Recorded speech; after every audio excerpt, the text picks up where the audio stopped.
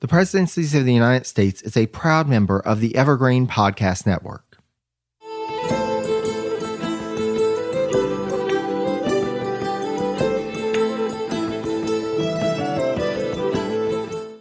Hello and welcome to the Presidencies of the United States.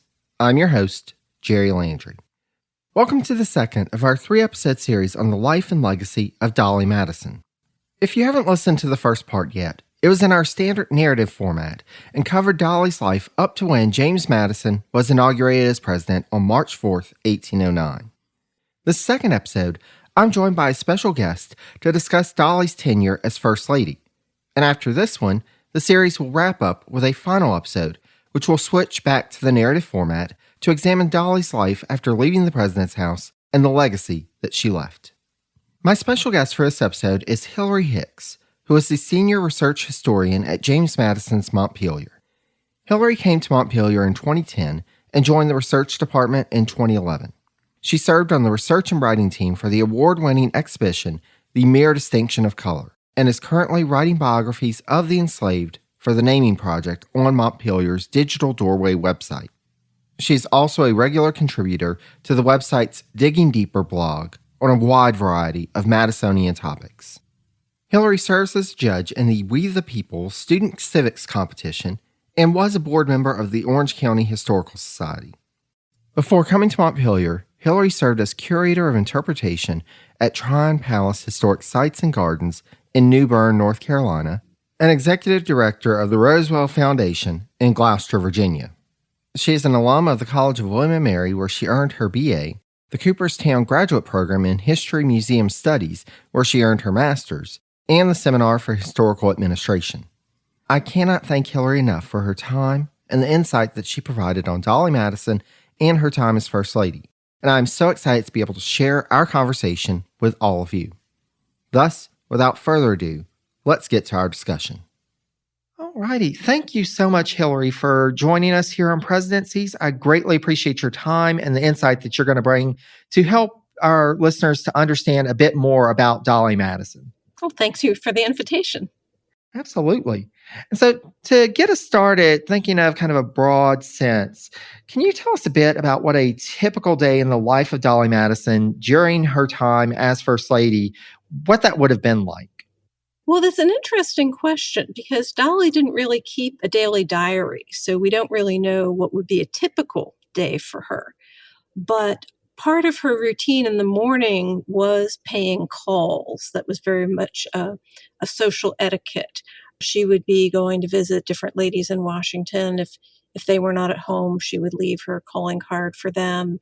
They, in turn, would be coming to pay calls on her, leaving their calling cards. She would need to return calls on them. So it was very, the calls themselves really didn't last that long, maybe 15 minutes.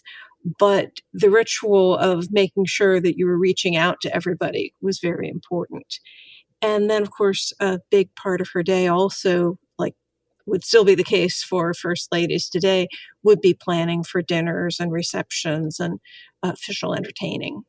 Absolutely. And our listeners have probably already gotten the hint that was a big part of the Madison's life in Washington. And so, she would have been, of course, heavily involved in that.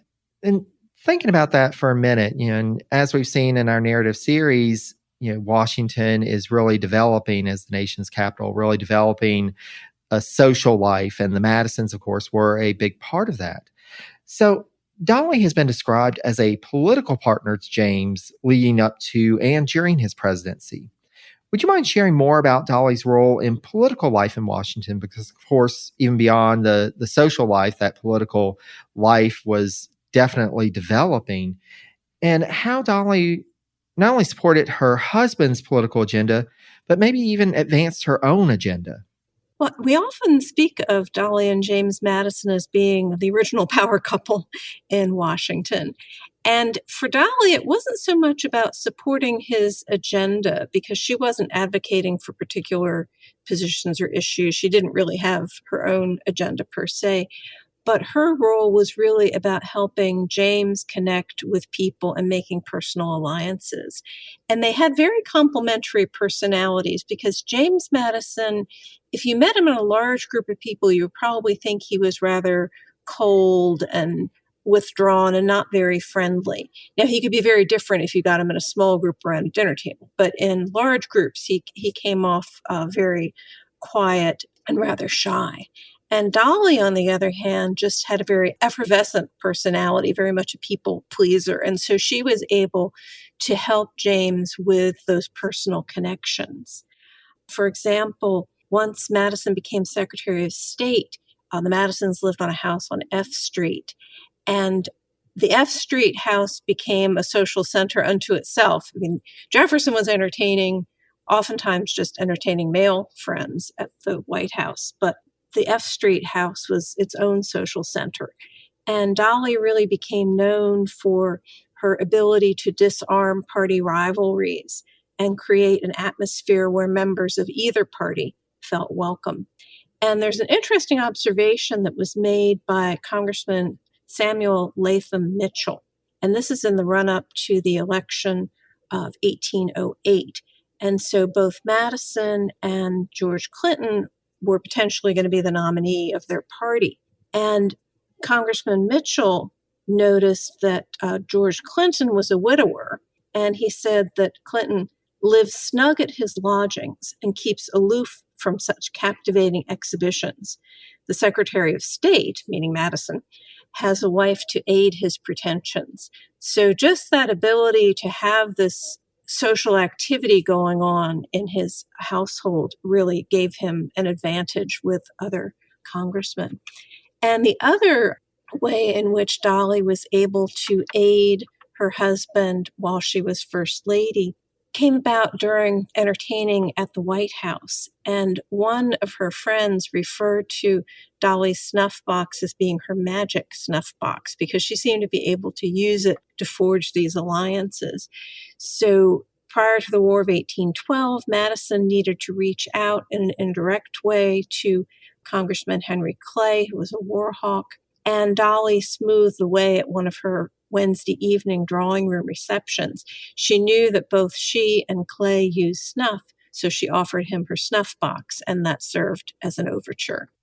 Absolutely. And listeners, who have been listening to our narrative series know, we've kind of discussed this in the past, and it's fascinating that you brought up that quote about George Clinton, because of course he certainly wanted to ascend to the presidency in 1808, but really understanding how the role that Dolley and just the fact that she was there and able to help support James and to be able to use the social sphere to advance his political life is just, it's fascinating because it's something that, we think of somewhat in the modern context, but especially in those times, politics were so social and could be so social. And so Dolley's role became magnified and really helped in that. And so, we know that some first ladies from the early days on up to the modern era have not adjusted well to life in Washington, D.C. and the public role of life in the president's house. Dolley Madison doesn't seem to be one of those folks, but can you speak to Dolley's role in kind of the social life of the nation's capital? We've talked a little bit about that, but really focusing in on that social aspect and whether there were aspects of life as the president's wife that Dolley just didn't really enjoy. Well, I think Dolley really thrived in the social world that was in Washington. And probably her greatest impact on the social life was setting up the Wednesday evening drawing room. And so this started May the 31st of 1809, ran through February 26th of 1817. Dolley was hosting a Wednesday evening event at the president's house nearly every week that the Madisons and Congress were in Washington. So there were recesses, but anytime Madisons and Congress were in Washington, these went on. And this provided a regular entertainment outlet for Washington society, but more importantly, it allowed the president to be accessible to the public and yet still reserve the bulk of his time for other duties. So the format, basically, the guests would come, they would greet James and Dolley, and then they were free to circulate through the 3 downstairs rooms in the White House and help themselves to cake and ice cream and punch and wines that were set out on the table. And there were also waiters passing through the rooms with refreshments on trays. Sometimes there were musicians playing in the background. Other evenings, guests were invited to sing or to play for the company. And people usually showed up in their best attires, commenting to each other or writing home about all the details of gowns and headdresses and jewelry and military or diplomatic uniforms. Sometimes the crowd was a little thin. Most of the time it was very, very crowded, so much so that attendees sometimes referred to the events as squeezes on those crowded nights. And as for what Dolley didn't like about being First Lady, I think the main thing that she disliked was hearing criticism of her husband. That really seems to have bothered her. She received some criticism too, sometimes some really ridiculous criticisms, but she tended to respond in a more cavalier way, at least officially. She responded in a cavalier way. I'm sure it hurt at some level. Absolutely. And it really is fascinating because that seems to be kind of a trend in first ladies, at least the ones that we've discussed thus far, is there wasn't really that much criticism of Martha Washington, but definitely Abigail Adams came under some criticism. But what really seems to get under their skin is the criticism of their husband and, trying to figure out and having different approaches to how they dealt with that. And I think that's, I imagine that we'll see that going on in the series with other first ladies as well, but it's definitely understandable. And I think it's more socially acceptable for them to talk back on their husband's behalf and not to try to defend themselves, to be ladylike and rise above it. Absolutely. Well, and it really speaks to, because I know that's something that came up in my research thus far, just all the descriptions that folks would write home about these social gatherings at the president's house, Mrs. Madison's parties and the social events.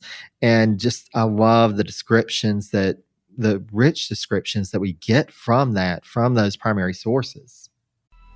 Coming up on 5 Minute News, I'm Anthony Davis. You might think it's partisan because maybe it's critical of one side or the other, but it's not. It's just the truth. And I think that's also something that's kind of unusual for Americans listening to the radio or to podcasts, because the news landscape in the States has been so partisan for so many decades. So 5 Minute News is verified, truthful, independent, unbiased, and essential world news daily. And so, thinking about this space that she utilized for these social events that brought the political figures of the time together, did Dolley have a distinct vision for the president's house and her role going into the Madison presidency, or did this vision kind of develop over time? That's another good question. And Dolley didn't really leave us much in the way of introspective writings. So we can only infer what her vision was and how it developed. And remember, by the time she is First Lady, she's already been entertaining in the Madison's house on F Street, as well as having served as Jefferson's hostess from time to time.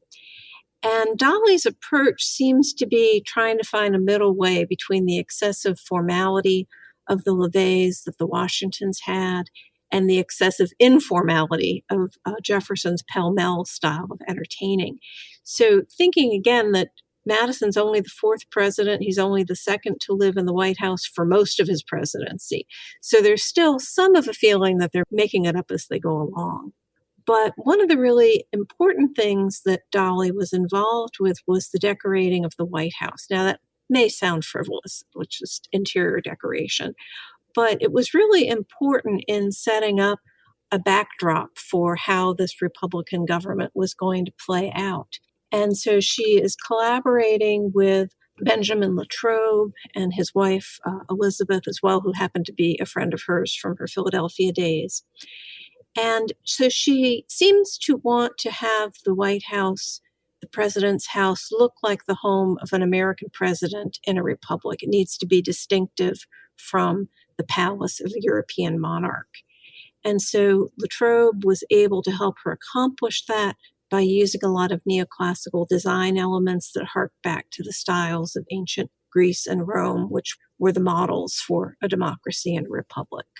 And Dolley Madison, once she had this stage set up with this beautiful backdrop, she worked very hard to overcome partisan rivalries among her guests. And one of the congressmen, Jonathan Roberts, described this knack that Dolley had. He's writing in 1812. By her deportment in her own house, you cannot discover who is her husband's friends or foes. And then her friend Margaret Baird Smith later wrote in a biographical sketch, Mrs. Madison, who felt every attack on her husband more keenly than any made on herself, and such were not wanting, met these political assailants with a mildness which disarmed their hostility of its individual rancor, and sometimes even converted political enemies into personal friends, and still oftener succeeded in neutralizing the bitterness of opposition. And since the social aspect here was to bring together people of different parties and to be able to have a nice social evening with them and diffuse the party rivalries, the Madisons often had members of Congress to dine with them. And there's a description from 1809 from Eliza Quincy, who was the wife of a Federalist senator.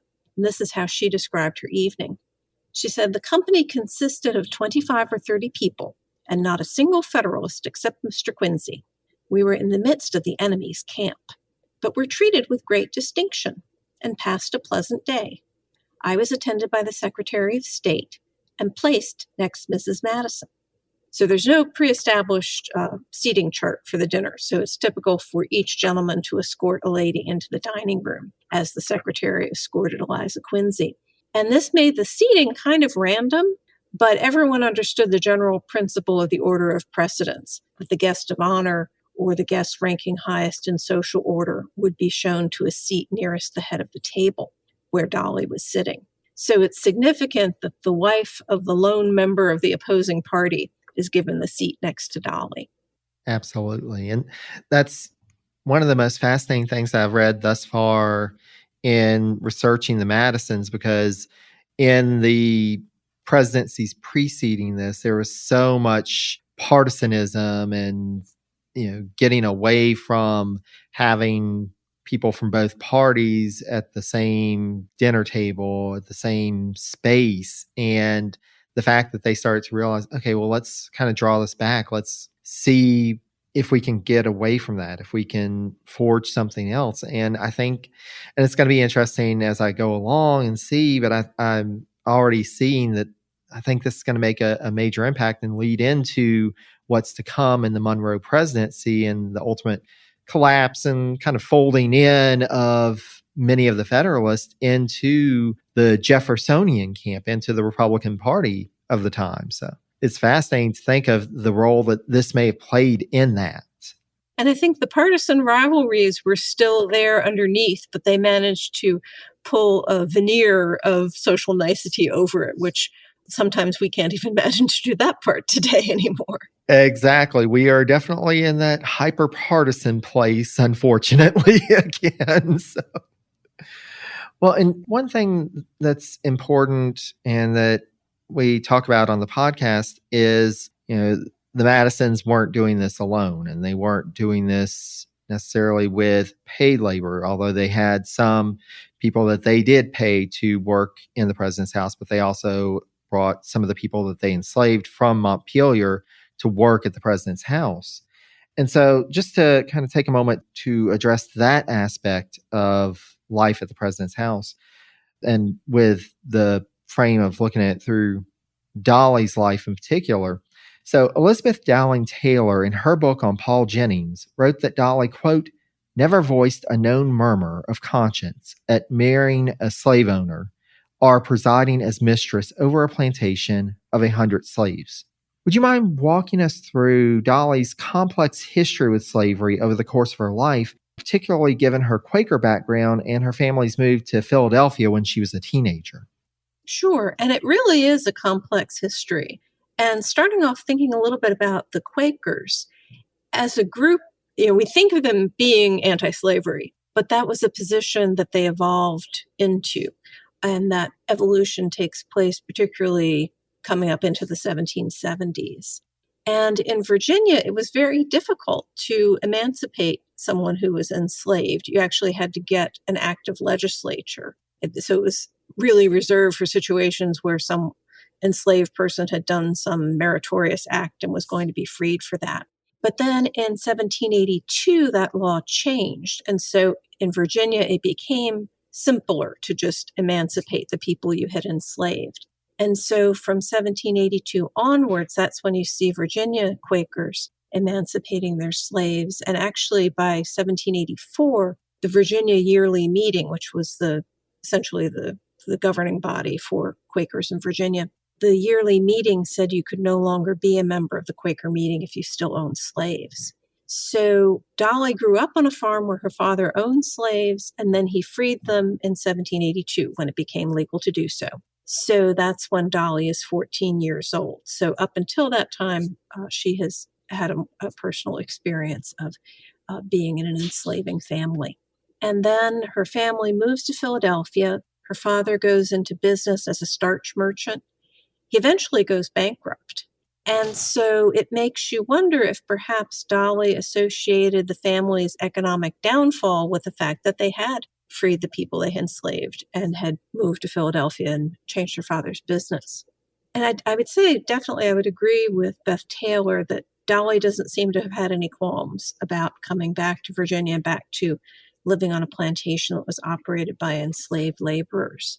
In a lot of ways, I would say Dolley doesn't seem to have been as deeply invested in Quakerism as her parents were. So just the fact that she married James Madison and he's not a Quaker, she had to know she was going to be read out of meeting for that. And in fact, most of her siblings were actually read out of meeting for different reasons over the years. There was another sister who married a non-Quaker, a brother who joined the military, and Quakers were pacifist. One brother was read out for immorality, and then another sister and brother were read out for reasons that are not entirely clear to us. So I think of Dolley in some ways as being kind of a cafeteria Quaker, where she's picking and choosing from the aspects of Quaker practice and philosophy, what she chooses to hold on to and what she doesn't. And there's an interesting quote from one of those Wednesday drawing room evenings. James Milner writes in 1811 when he goes to the drawing room. She had heard of my Quaker extraction and observed that neither of us were very faithful representatives of that respectable society. So she still has some aspects of her Quaker beliefs, but she does not seem to have any qualms about slavery. So what was she like as an enslaver? She is on the record saying that she didn't believe in whipping. She wrote to her son at a point in time when he's trying to engage a new overseer for Montpelier. She said, "As to overseers, I'm glad you refused the first two, Burnley and Shackelford. No whipper of Negroes should ever have our people or any others to tyrannize over." So she's against whipping, which doesn't mean that she doesn't believe in punishing enslaved people for things that she sees as infractions. And there's a very interesting letter that she writes to her sister, and this is in 1818. And she's talking about her personal maid, Suki, and she has been upset with Suki. She says, "Suki has made so many depredations on everything in every part of the house that I sent her to Black Meadow last week." Black Meadow was one of the outlying farms. So that would be a demotion from being a lady's maid to being a field hand. So I sent her to Black Meadow last week, but find it terribly inconvenient to do without her.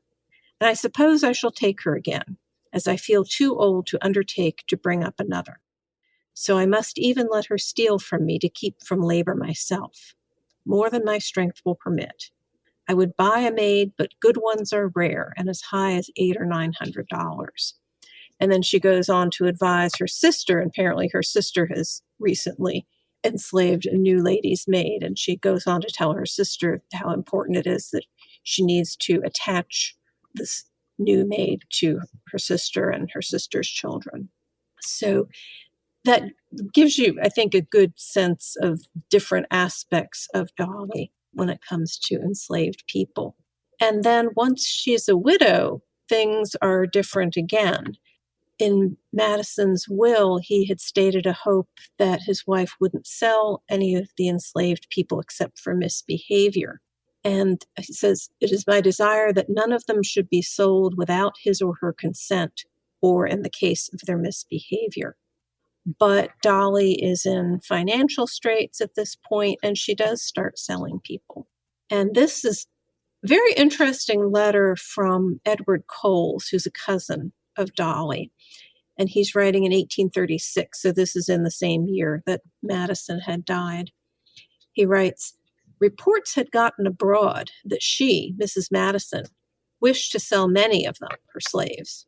And every day or two while I was at her house in August, a Negro trader would make his appearance and was permitted to examine the Negroes.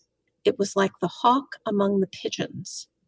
The poor creatures would run to the house and protest against being sold, and say their old master had said in his will they were not to be sold, but with their consent. She sold while I was with her, a woman and 2 children to her nephew, Ambrose Madison, who lives near her. The woman protested against being sold, and the more so as her husband was not sold with her." So, there are many aspects of Dolley's personality that we find appealing. This is the side of Dolley that is much less appealing. Absolutely. And you brought up Edward Coles, and I actually just finished a book that was about him and his journey to Illinois and freeing the people that he enslaved there, but then walking through, what did abolition look like for him and his involvement with the colonization society. But I remember that was one part of it that he was so disappointed, that James Madison didn't include, because they had talked and he thought that they had reached an agreement that Madison was going to make provisions in his will to emancipate the people that he enslaved at Montpelier. But then with this, it was just even worse, that Dolley was starting to sell some of the people that they enslaved, and just the sheer disappointment that he had, because he saw them as being these leaders who could point a way forward to get the nation away from slavery and to find a new way forward towards emancipation. And the fact that it was due to these financial and personal matters that they went the other way. Yes. Yeah. And it's, even at that time, that great disappointment, but especially, looking back, and with so much, to your point, Hillary, there's so much about Dolley that is just fascinating and those good aspects, but we also have to account for the whole person. That's right. And focusing in on that for a minute, and Madison's tenure as president, how would Dolley Madison have interacted with the enslaved individuals at the president's house? And what would have been their roles in maintaining the household? Well, it's interesting because the White House ends up being quite a bit different than Montpelier, because there are more paid servants. So it's more of a combination of paid servants and enslaved laborers. So we don't know all the people that came with the Madisons up to Washington. And there's probably some back and forth over the time that the Madisons were in Washington. But I would say Dolley probably had more daily interactions with the free employees. So there was Jean Soussat, who was also known as French John. He was described either as the major domo or the maitre d' or the chef. There was another French cook or steward, Henry Doihar, for a while. Another French cook and butler was Michael Kromenacher. So Dolley probably had most of her interactions with them in terms of planning the household routine and menus and so forth. But Dolley still had her own enslaved maid, Suki, that I had mentioned. who probably came with her from Montpelier and actually continued with her until 1848. And then Paul Jennings also came from Montpelier. Later on, he became James Madison's enslaved valet during Madison's retirement. But during the White House years, he was waiting at table. And so Dolley might have interacted with him during the serving of the different meals. But overall, I would say she probably interacted more with the higher ranking steward, chef, butler. Absolutely.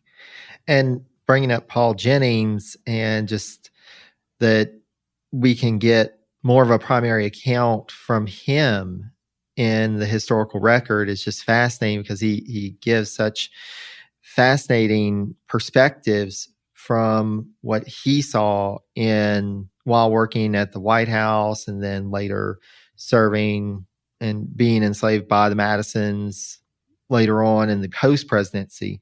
But he was also involved in one of the more famous stories from Dolley Madison's tenure. So, she's already one of the more well-known first ladies of the early republic. And that's in large part due to the story that she rescued the Lansdowne portrait of George Washington when the British invaded Washington, D.C. But as with any other story like this that is so pervasive in the public consciousness, you have to wonder how much of the tale is true and how much is kind of developed over time. So I know you've done some research on this. So Hillary, would you mind sharing what you've found out about the story? Sure. It's really fascinating to try to pull apart the different threads, the different stories that are told. There's multiple versions of the story, and one that we can say right off the top is false, is the idea that Dolley actually cut the portrait out of the frame herself with a carving knife or whatever. And painting experts have examined the portrait, and there's no evidence that the painting was ever cut off its stretcher. But the stretcher was in a decorative outer frame, and the painting and its stretcher had to be taken out of the decorative frame in order to get it out of the building. So there's several different accounts of the portrait rescue. And one is a letter that was written by Dolley to her sister on the day that she evacuated the White House. And that letter seems to have been edited for publication either by Dolley or by Margaret Baird Smith, who published it as part of her biography of Dolley. So only Dolley's copy survives, not the original letter. But the key part that she says about the painting, she writes, "Our kind friend, Mr. Carroll, has come to hasten my departure and is in a very bad humor with me because I insist on waiting until the large picture of General Washington is secured, and it requires to be unscrewed from the wall. This process was found too tedious for these perilous moments. I have ordered the frame to be broken and the canvas taken out. It is done, and the precious portrait placed in the hands of 2 gentlemen of New York for safekeeping. And now, dear sister, I must leave this house." So she sets up the basics of the story there. And then in Paul Jennings' reminiscence, which you referred to a little bit ago, he also tells the story. And he says, "It has often been stated in print that when Mrs. Madison escaped from the White House, she cut out from the frame the large portrait of Washington, now in one of the parlors there, and carried it off. This is totally false. She had no time for doing it. It would have required a ladder to get it down.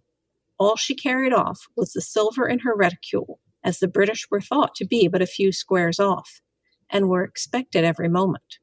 John Sucet, a Frenchman, then doorkeeper and still living, McGraw, the president's gardener, took it down and sent it off on a wagon, with some large silver urns and other such valuables as could hastily be got hold of." And although Jennings didn't claim any credit for himself, Sussat's descendants later described Jennings as holding the ladder as Sussat worked to free the painting from its frame. And then years later in the 1840s, the controversy reached the newspapers of who actually was responsible for saving the painting. So different people were writing editorials claiming credit. And Charles Carroll's son said that Carroll didn't just sit around waiting for Dolley to leave, that he actually took the painting down and saved it. And then Jacob Barker and Robert de Peyster came forward and said they were the, quote, 2 gentlemen of New York who had carried the portrait off. And they urged Dolley to write a letter confirming what they had done. And she did that, and she also confirmed her own role. and wrote, "I acted thus because of my respect for General Washington. Not that I felt a desire to gain laurels. But should there be a merit in remaining an hour in danger of life or liberty to save the likeness of anything, the merit in this case belongs to me." So it kind of comes down to, what does it mean to save the painting? So Dolley wanted credit because she gave the order. And that does mean something. She could have easily directed the staff to give up on the painting or even to save her personal belongings. And Paul Jennings wanted to credit the people who actually did the physical work. So he was crediting the doorkeeper and the gardener. And Barker and DePeyster wanted the credit because they carried the painting to safety. So it's kind of funny. One of the other things that was saved that day were the draperies. The Latrobe had designed these big, expensive draperies. And nobody really cared who saved the draperies, but everybody wanted to be able to say they had been part of this moment that in retrospect seemed very iconic and patriotic, the saving of the Washington portrait. You have to wonder if the draperies had pictures of George Washington all over them, if they may have claimed a little more credit for that. Maybe so. Absolutely. And it's so fascinating with stories like this and really trying to break down and especially when you've got so many voices coming in over the years trying to claim a little bit of credit or, oh no, this is what I saw. So thank you for taking us through that and helping us to understand that moment a bit more. And of course, we know, however it came about, the portrait was saved and was returned to the White House once they were able to return to D.C. and rebuild the White House. And so going to kind of another famous Dolley Madison story. So Dolley Madison is also, it's kind of well known by the general public about her fondness for ice cream. Now, how factual is this connection? And particularly, and as somebody who loves ice cream, I cringe at the thought, but is it true that she actually liked oyster ice cream? Excellent questions. So Dolley did serve ice cream at the White House. She wasn't the first to do it. Jefferson had done it too. But it was one of the standard reception dishes that she served during the Wednesday drawing rooms. And there are actually mentions of some ice cream making equipment in what are called the miscellaneous treasury accounts. They're records of receipts for purchases that were made for furnishing the White House. And we know also that Dolley had a pair of ice cream vases that still survive there at the White House. The oyster connection has to do with the Mary Randolph cookbook. And Mary Randolph had given the Madisons a copy of her cookbook, The Virginia Housewife, and it had recipes for various flavors of ice cream, including oyster. And I share your revulsion at the thought of oyster ice cream. But basically, it was a frozen oyster stew with the oysters strained out. So it wasn't intended to be a sweet dessert kind of ice cream. I think of it more as sort of a cold, savory soup like vichyssoise or cold cucumber soup, but just very, very cold. So the only connection between Dolley and oyster ice cream is that she owned a cookbook that had that recipe. So we really don't know if she made it, liked it, hated it. I suspect that the story about it being Dolley's favorite just came about from someone knowing that Dolley owned this cookbook and maybe speculating on what her reaction might have been to that recipe. See, the cold oyster soup, that sounds a bit more appealing than thinking of ice cream with oyster in it as we think of. So. Yeah, you're not going to make a hot fudge sundae with oyster ice cream. No. Well, and so kind of taking us back to the burning of Washington, D.C., the burning of the White House. So, of course, when the Madisons were able to return to D.C., the White House, the president's house was destroyed.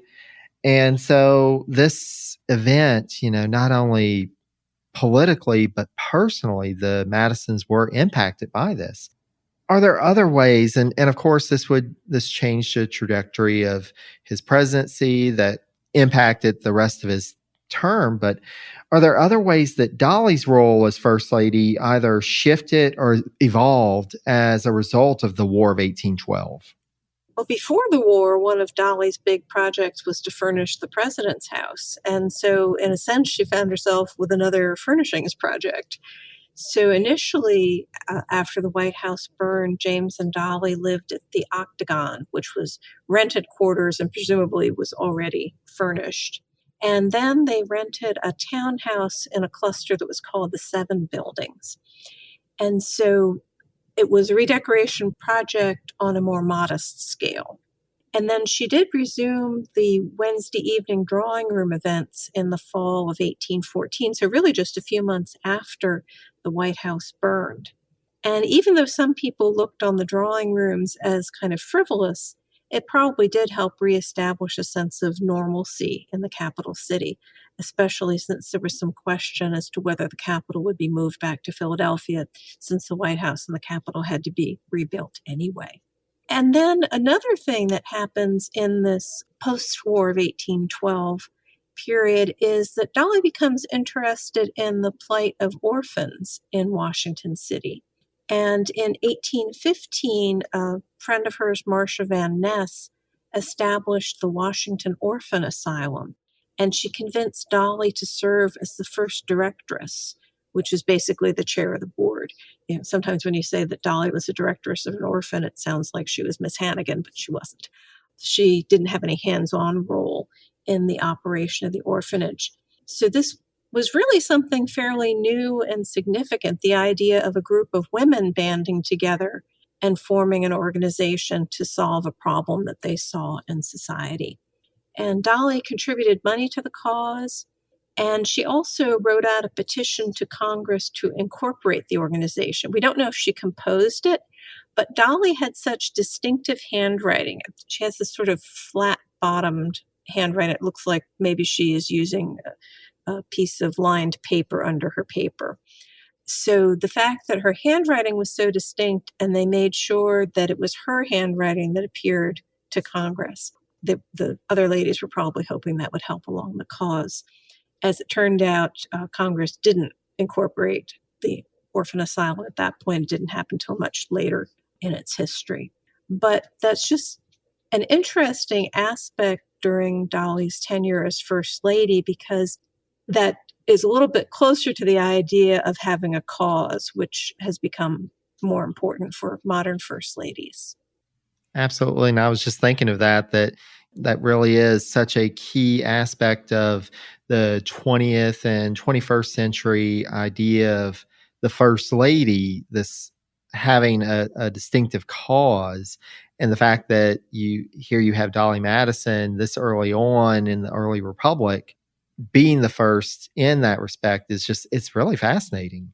And, also her role in reestablishing the social culture and reestablishing the capital in Washington, D.C. That was a crucial point. And we'll discuss that more in our narrative series, once we get to that. But yes, this was one of those times where people had to question, do we really want the capital in D.C. or do we want to open up the door and find another city? And the role of the Madisons, and in particular Dolley and her close friends and associates, in making sure that it stayed in DC. That's so important and really speaks to her impact on the time.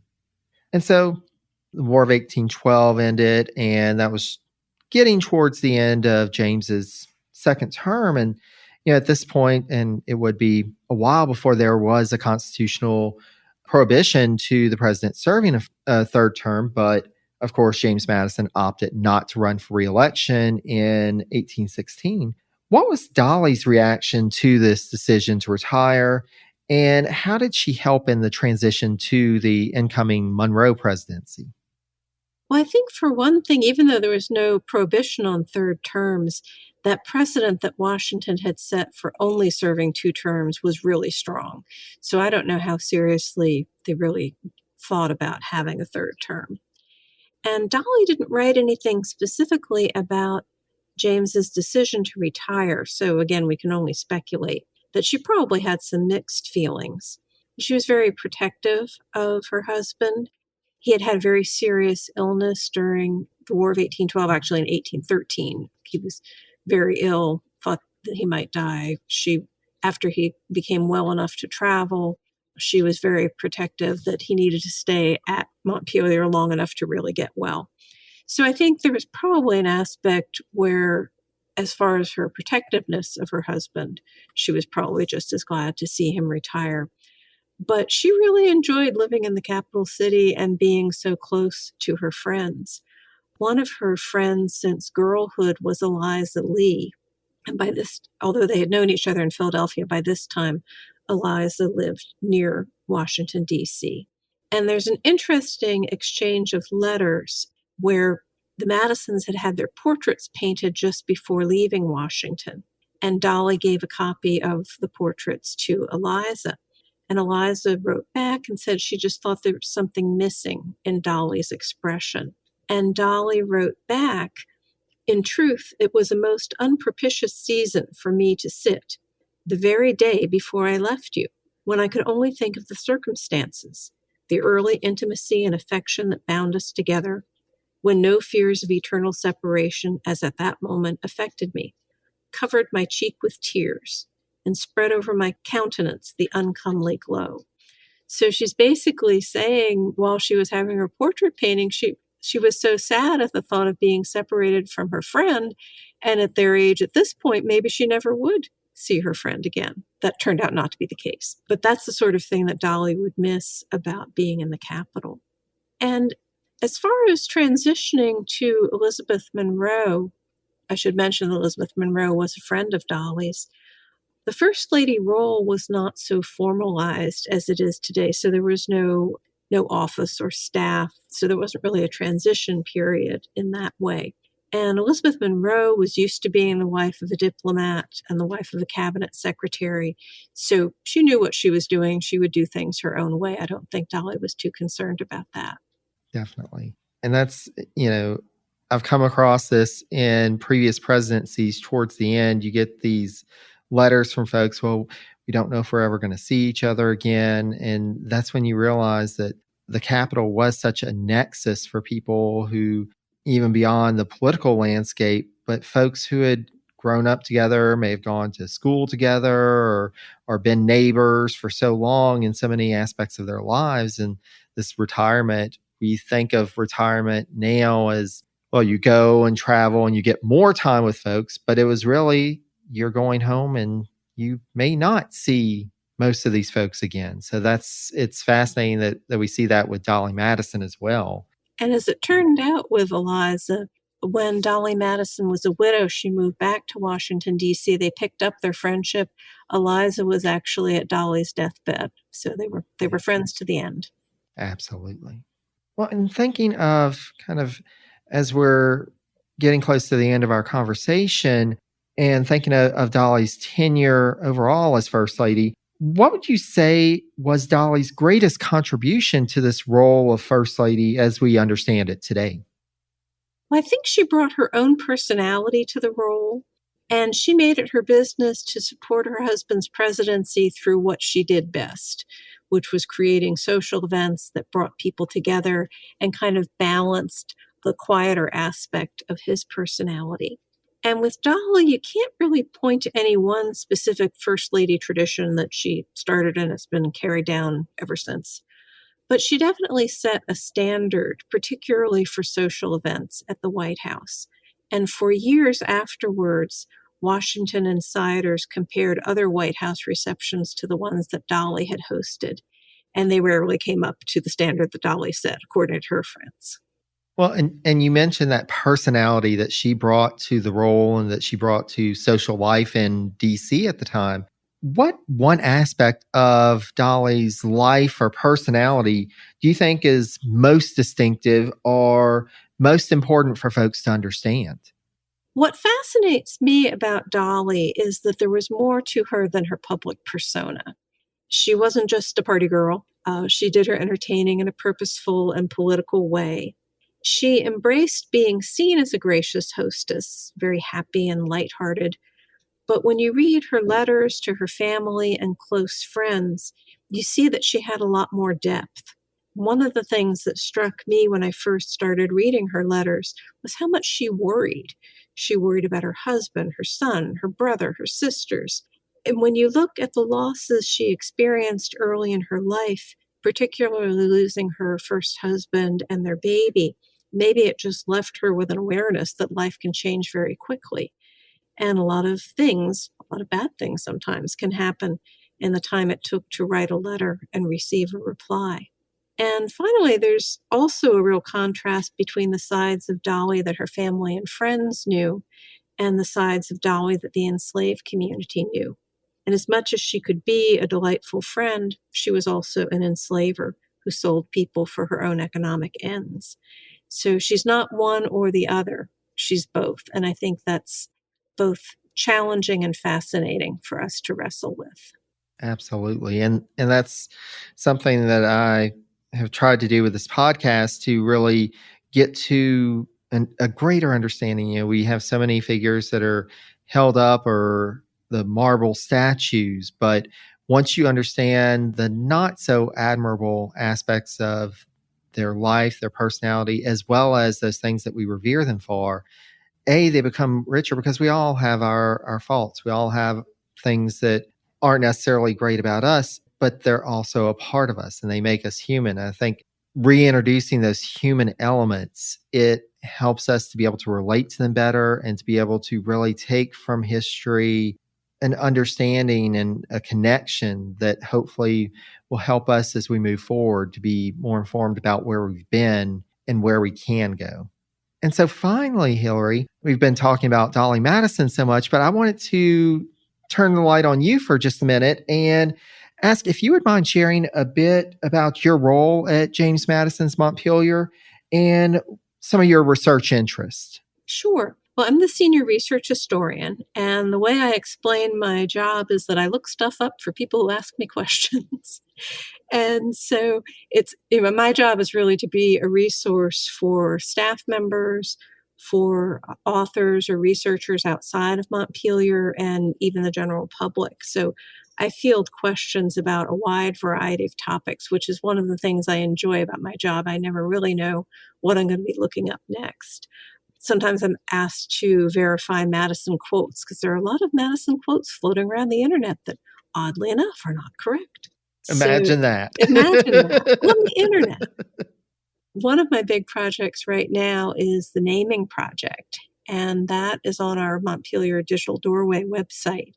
And we've listed the 300 names that we know of people who were enslaved at Montpelier from the time that James Madison's grandfather owned the property up until the time that Dolley sold the property. And so I'm in the process of writing biographies for each of them. In some cases, they're very short biographies because some people's names only show up in one or two documents. But then there are other people whose stories are better documented. For example, I'm working now on the biography for Dolley's maid, Suki. And that's been quite fascinating because we actually do know her last name. Her full name was Susanna Stewart. And so it makes it easier to trace her after the time that she was with Dolley. And then other research interests that I've had for a number of years, I've been researching plantation operations at Montpelier. So agriculture, livestock, textile production, foodways, the extent to which the Madisons were self-sufficient on the property or market-dependent. I write a lot of blog posts on different topics. So if it's about Montpelier, I either have researched it or I might be researching it next week. Well, and I've actually been following the naming project whenever the new biographies come out, and it's such important work to bring back into the historical narrative these individuals that, you know, what little we may be able to, because it's all dependent on what records were kept and what records still exist. And I know that can be challenging, but it's also such important work. And with that and everything else that you do, thank you so much. We need that in the world. We need these individuals stories to be brought back again and to make sure that we understand that they were part of the narrative and part of the history as well. So that is such powerful work. So thank you for that. Thank you for all that you do. Oh, thank you. And I look forward to hopefully getting back to Montpelier again. It's been quite a number of years since I visited, but now that we're getting into a better place with COVID and things are starting to open up more, that was one of the things on my bucket list of the post-COVID world, was to be able to return to the Charlottesville area and revisit. Montpelier was definitely one on my list. So definitely looking forward to that. But thank you so much for your time today. Thank you so much for all that all of you at James Madison's Montpelier do and helping us to understand that plantation and all the people who lived on it, worked on it, and what that history means for us. So thank you so much. You're very welcome, and thank you for having me.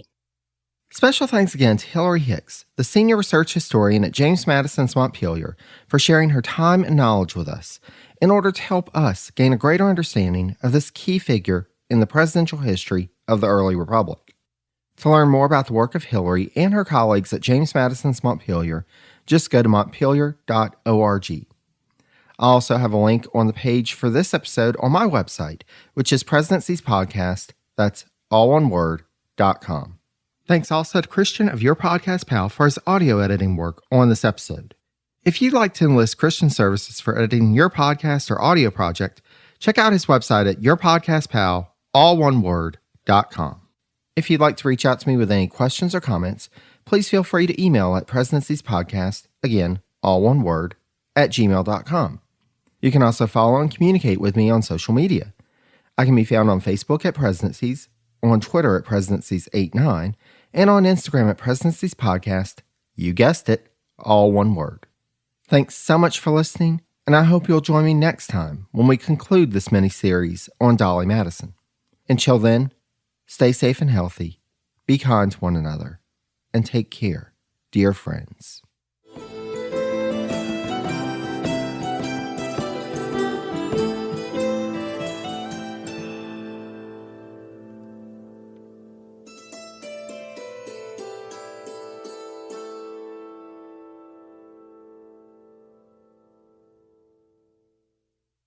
Mad Magazine. Advertising mascots. B-movie posters. And cartoons.